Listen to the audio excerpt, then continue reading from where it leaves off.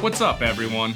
I'm Graham INSCOE, and today we're going to be taking a deep dive into Sybel Longstrider, the cocksure bard sorcerer hybrid, king of the Merry Sues.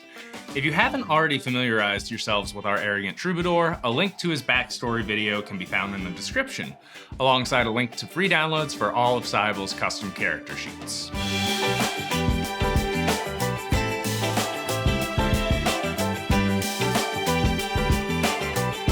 Anyone who watched the Gin Limerick how-to knows that bards are my favorite class in 5th edition. Sybel Longstrider, and the process that went into building him, is a big part of the reason why. Sybel is, in fact, the first Dungeons & Dragons character that I ever came up with. And though his backstory and build have seen some slight adjustments over the years, he's still probably the most mechanically sound character I've ever come up with.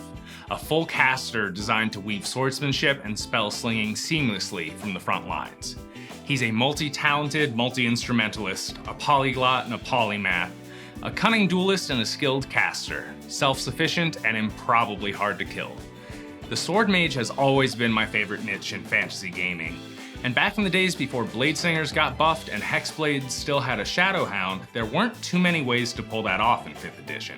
Add to the mix the fact that I was smack dab in the middle of medic training at the time, and my coming up with a swordsman who could both stack and unstack bodies was almost inevitable. But Sybel ended up being even stronger than I intended him to be, and this is where I'd like to leave potential players with a word of warning, and a lesson I had to learn over the course of playing Sybel in a couple of different settings. Don't try to do everything, all the time. Sybel comes pretty close to being a true one-man party. His range to damage per round is a little lacking, but apart from that, he can function simultaneously as a frontline damage per round source, a pseudo-tank, a control mage, a support mage, and a party face, with some low-level blasting capabilities. With a character like this, it's very easy to dominate the table and overshadow your fellow party members.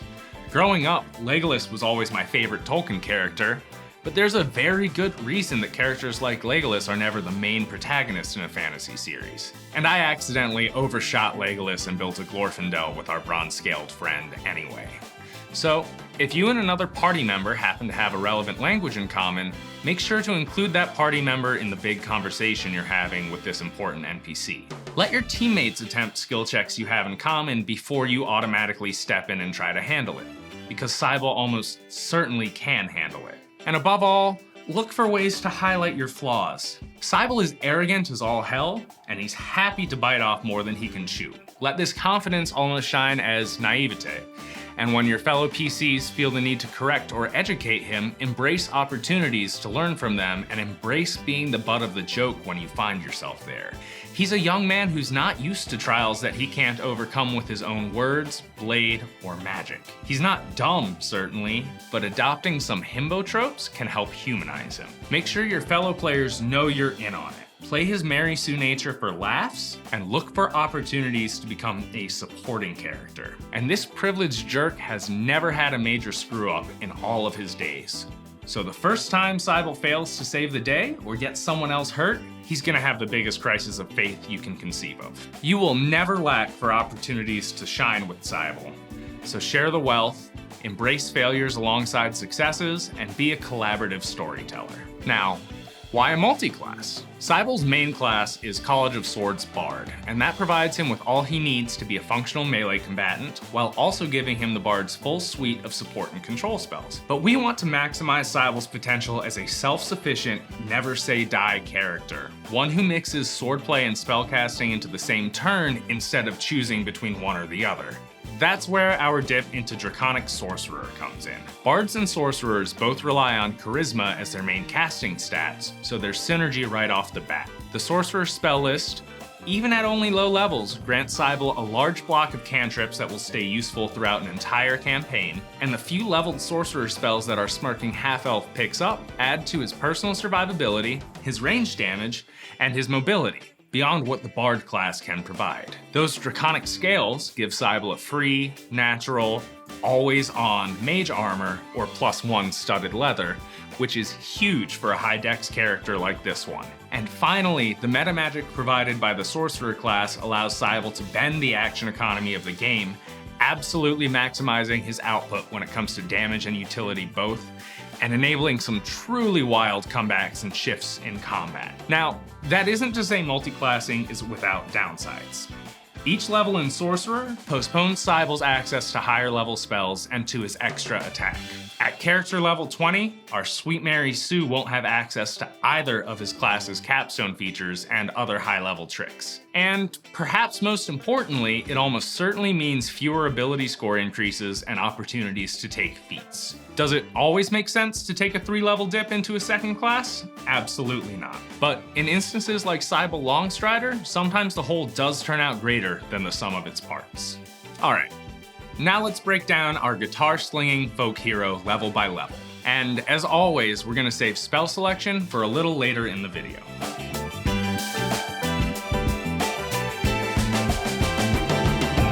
Sybel is predominantly a bard, and that's where we're starting for level 1. Logically, it might make sense to start with a level in Sorcerer, plus Sorcerer gets that sweet, sweet Constitution save proficiency. But because of the way multiclassing works, we need that bard level so that our swordsman can in fact wield a sword. It's going to be a player and campaign dependent toss-up as to whether or not players want to prioritize Sybel's dexterity or charisma as he levels up, but regardless, they're 1A and 1B in terms of priority. And at level 1, they're both at +3 modifiers. Coming up next is our +2 Constitution, because even though it's rare, Sybel will occasionally have to eat a big hit, and we want to be sure we can keep our major concentration spells up. Sybel's best strategy usually relies on popping one big concentration debuff at the start of a fight, and then devoting himself to mostly melee combat until he's forced to change it up. Strength, as is often the case, is our dump stat at a -1, and Wisdom is at a +1 compared to Intelligence's +0, though that's simply a toss-up between which skills you think you'll get more use out of. Half-elves start the game knowing Common, Elvish, and another language of their choice,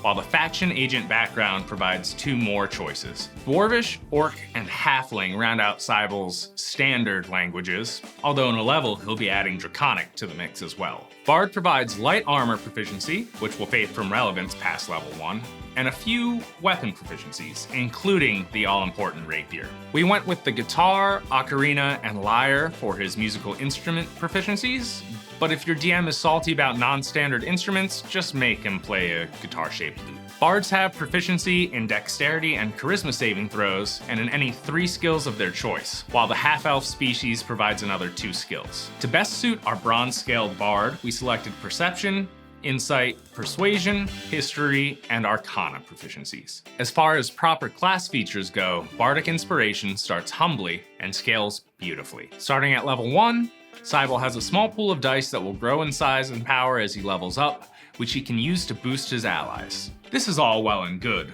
but once we hit Bard level 3, we'll have another, more important use for these dice. That'll be in a little bit though, because at character level 2, we're taking our first level in Sorcerer, and we'll be taking 2 more for our next 2 levels as well. Sybel doesn't gain any new proficiencies with this multiclass, but in addition to a suite of new spells and cantrips, he also picks up the Draconic Bloodline subclass, from which we gain our Draconic Resilience feature and lose the need to wear armor. Sorcerer 2, character level 3, picks up the Font of Magic feature and the flexible casting and the sorcery points that come along with it.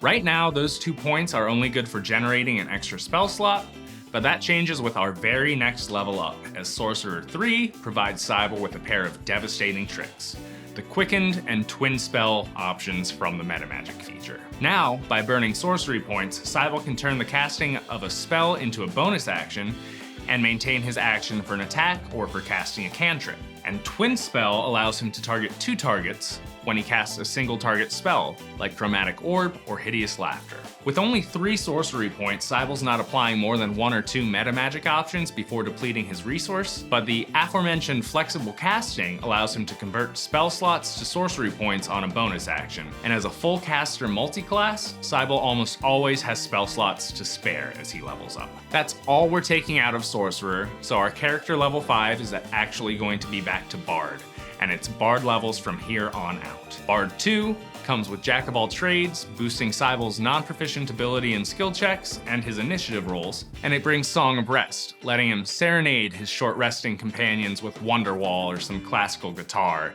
to give them a little extra healing. Bard 3, however, is the fun one. With our 3rd level in Bard comes Expertise, so now we're adding double our proficiency bonus to all Perception and Persuasion checks. Even more importantly, Sybel finally picks up the College of Swords subclass and starts to properly shine. We grab Medium Armor and Scimitar proficiencies here, neither of which we will have any use for whatsoever. What we do have a use for is our new Blade Flourish options. Blade Flourishes, in addition to boosting his speed by 10 for a round whenever he takes the attack action, allow Sybel to burn a Bardic Inspiration die for an effect that aids him in combat, and adding the Inspiration roll to the attack's damage. Slashing Flourish allows you to deal the Inspiration die as damage to an adjacent enemy, and Mobile Flourish allows you to shove and chase an enemy based on how high you roll on the die. The one we're most interested in, though, is Defensive Flourish, because with this, we can boost our armor class by the amount rolled on the Inspiration die until our next turn. This, along with a pair of 1st level Sorcerer spells, is what helps make Sybel so damned hard to hit consistently, if at all. From this level out, we can also use our Rapier for a spellcasting focus for our Bard spells, and none of Sybel's Sorcerer spells need a focus in the first place, so there's no need to juggle swords and guitars about if your DM holds fast to focus rules. And finally, at Bard 3, we grab the Dueling Fighting Style, which is just a flat damage buff to all of Sybel's rapier attacks, as long as that's the only weapon he's holding. Bard 4 means that finally, at character level 7, we gain access to our first ability score increase, and it's a difficult choice to make. Warcaster is always a solid pick for a feat for a full caster, but it's not as pressing as it might be because we don't have a huge need for the somatic component workaround, and by this level, Sybel should be pretty good at avoiding getting hit. The Metamagic Adept feat would inject a little extra Sorcerer into our multi-class, but the main draw is being able to twin spells at higher spell levels. And since Sybel can't cast past 2nd level spells yet, it can be postponed until the late game. The real choice here is between a Dexterity bump and a Charisma increase. And while it could go either way, we're going with Charisma. The slight increases to attack rolls, initiative, and armor class would be nice, but the benefits of a higher spell save DC and an extra inspiration die are just too high to pass on. Next level brings our inspiration dice up to D8s, and Font of Inspiration lets Sybel regenerate said D8s on a short rest instead of a long rest. At Bard 6, PC level 9, we get a feature that we've been waiting a long time for. Swords Bards gain extra attack here, helping Sybel's base attack action hold its own more without flourishes or cantrips stacked on. And a dead level at Bard 7 leaves our spell sword at level 10, and the end of his published build. I will say that this build path is for a Sybel Longstrider meant to carry on to potentially level 20. If you don't think you'll carry him that far, take a level in Sorcerer here instead, and either bump Dexterity up to 18 or pick up Warcaster. The only reason that isn't recommended for long-term, higher tier play is because we need a full 17 levels in Bard if Sybel wants to have access to a 9th level spell at character level 20. Now, let's tackle spellcasting.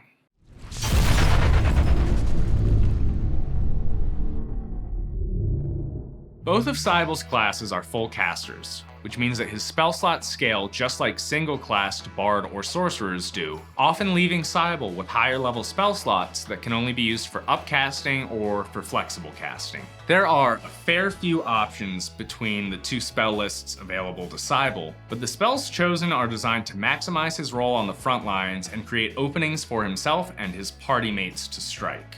At Bard 1, Sybel starts with 2 cantrips. It's almost a requirement for bards to have Vicious Mockery in their kits, and Minor Illusion is a fun utility spell that lets Sybel set up Illusory Percussion for his performances.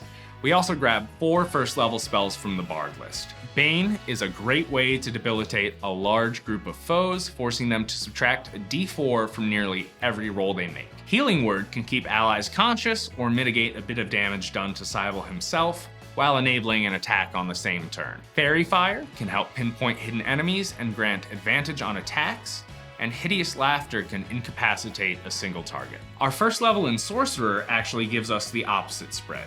4 new cantrips, 2 first level Sorcerer spells. The biggest cantrip here is probably Green Flame Blade. It cannot be stacked with Blade Flourishes, but the extra damage it grants from level 5 onwards means it helps Sybel make up for his delayed access to extra attack. Lightning Lore is often looked at as being on the weaker side of things. There is a pure joy that comes with using a weak cantrip to yank an enemy off the wall or ceiling, or to go full Scorpion and pull a foe away from a more fragile teammate and force it into melee with you. Prestidigitation is the utility cantrip of choice for arcane casters, and Message is always useful for stealthy communications. As for first level spells, we picked 2 that will help keep Sybel alive better than anything on the Bard list will, at all levels. Shield and Absorb Elements, both of which are cast on a reaction. Shield boosts Sybel's AC by 5 until the start of his next turn, and coupled with his naturally high armor class and his defensive flourish, it is entirely possible to spend multiple rounds of a combat with an AC in the mid-20s at low levels, and by the middle tiers of play, you're pushing an AC of 30 and making your DM want to cry. Absorb Elements is there for the big elemental damage like breath weapons, which are usually found behind saving throws and not attack rolls. Sybel might not be able to dodge it entirely, but when you can cut the damage from a fireball in half anyway, it becomes less critical to get out of the way. At Sorcerer 2, we grab Chromatic Orb. It's twinnable, it comes in 6 different elemental flavors, and it enables Sybel to reliably put some ranged damage out if a target is able to stay out of his melee range. And Sorcerer 3 is our one and only chance to pick up Misty Step. A bonus action teleport is simply too good to pass up. Back to Bard levels, at Bard 2, Sybel learns Detect Magic, which is just a good spell to have while hunting for clues or otherwise problem solving with the party. At Bard 3, we're picking up Shatter for an area of effect option, and we're also swapping Hideous Laughter for Hold Person. The former is capable of affecting more creature types, but the auto crits on melee attacks are wickedly tempting, especially for a caster that can utilize the Sorceredin's favorite trick and cast Hold Person and attack in a single turn. Bard 4 is Phantasmal Force, a single target illusion that is only perceivable to the target, but which is utterly convincing to them and broad in its scope. Bard 5 brings us our first level 3 spells, and the first thing we're doing is swapping Bane out for Slow. A good Slow can affect just as many foes as an upcasted Bane, makes affected foes easier to hit, and severely hinders any enemies that rely on multi-attacks or spellcasting to function. We're also grabbing Dispel Magic here, because if someone doesn't have it, some traps and encounters are going to be nearly impossible to navigate. Next up at Bard level 6 is Major Image, a large-scale, multifaceted illusion.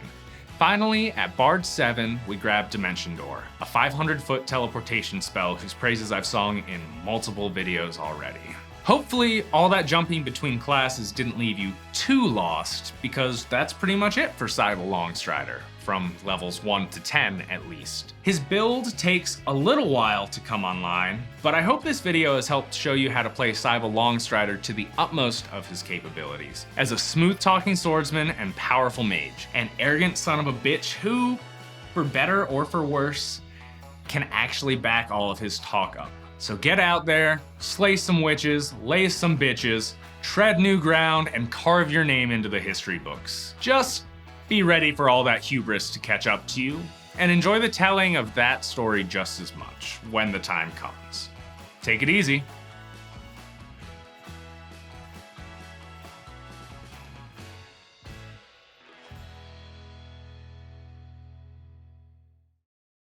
Thanks for watching, everyone. Links to all of our characters' character sheets, our other character breakdowns, and all of our backstories can be found in the description below.